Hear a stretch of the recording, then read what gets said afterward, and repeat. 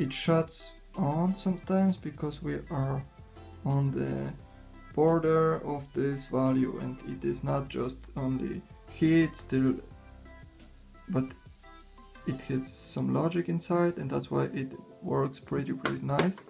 You can change the value over here, pretty simple. Just click set, it's open the menu, and you can, right now I am on this value over here. I want to change that number, then I could just click this arrow and up 40 degrees or 20 degrees. Set. It's set right now. It doesn't work anymore. Over here the same. 40 I would say. Set. And here it's heating right now.